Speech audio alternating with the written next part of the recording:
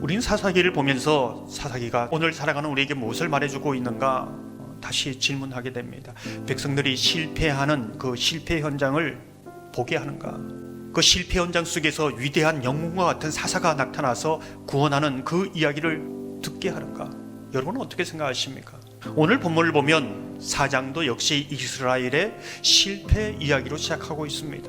근데 이 사건이 5장까지 이어집니다. 4장의 사건을 보고 5장에서는 노래를 부르는 것이지요. 어떤 노래일까요? 이스라엘 백성들이 실패하였고 넘어졌고 잘 따라오지 못하고, 그런데 하나님께서 속도를 늦추십니다. 백성들과 빨리 오라고 경주하는 것이 아니라 동행하시려고 합니다. 지금 이스라엘 백성들은 동행하시는 그 하나님의 은혜를 5장 전체에 찬양하고 있고 노래하고 있는 것이죠. 이 땅을 살아가는 우리 삶도 그렇지 않겠습니까? 우린 세상을 살아가면서 자꾸 넘어진다고, 너무 느리다고, 거북이처럼 세상 경주에 뒤처진다고 불평합니다. 원망합니다. 세상과 경주하면서 토끼와 비교합니다. 그래서 마음이 상하기도 하고 아파서 잠을 이루지 못할 때도 있습니다. 하지만 속도를 늦추시고 우리를 기다려주시고 우리를 일으켜 세워주시고 결국 노래하게 하시는 하나님이 있기에 느림은 동행 안의 축복으로 바뀌는 것이지. 오늘 본문을 보면 세상 경주에 지친 하나님의 백성의 모습을 보여주고 있습니다. 세상과 경주하면서 얼마나 힘들었던지, 힘들어 죽겠다고 소리치고 있는 것이지요. 세상과 경주하는 인생은 수고요, 한숨이요, 단식입니다. 1절에서 3절 말씀을 다시 한번 읽어보겠습니다. 또 여호와의 목전에 악을 행하매. 무슨 뜻일까요? 하나님의 은혜를 잃어버리고 말씀을 잃어버리고 이제 하나님과 동행하는 것이 아니라 세상과 경주하기 시작했다는 겁니다. 그러다가 넘어졌다는 뜻이지요. 이로 인하여 이스라엘 백성들은 여호와께 부르짖기 시작합니다. 우리는 다시 한번 이 부르짖음이 어떠한 부르짖음인지를 묻게 되는 것이지요. 말씀을 자세히 보면 철병거 900대 이렇게 나옵니다. 그들이 부르짖는 것은 하나님의 말씀대로 살지 않아서 이렇게 넘어졌구나, 주님 제가 잘못했습니다, 이 고백을 하는 것이 아닙니다. 저들은 철병거를 가지고 저렇게 강력한데 왜 내 삶은 골리앗 앞에 난장이처럼 이렇게 약한가, 이렇게 초라한가 한탄하고 있는 것이지요. 왜 저렇게 저들은 강하여 나를 괴롭히는데 나는 그 괴롭힘 가운데 아무것도 할 수 없다는 말인가. 단식입니다. 세상과의 경주에서 오는 단식이지요.